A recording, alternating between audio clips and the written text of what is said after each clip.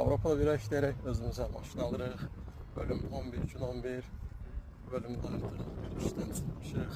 Bizim evə doğru yorğunçuluqlar biraz var, amma ev yox. Əsas odur ki, bizim qarşımızda bir hədəf var və o hədəfə doğru irəliləmək lazımdır. Və demək olar ki, artıq yəni 10 günü rəsmi olaraq tamamladıq. Bu da o deməkdir ki, artıq hədəfimizə 2 addım qaldı, bir addımını bitirdik.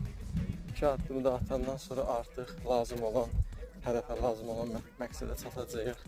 Və nə qədər də məsəl üçün yəni yorğun olsaq belə ilerlemək lazımdır. Çünki demək olar ki də yolu artıq yarılamışıq.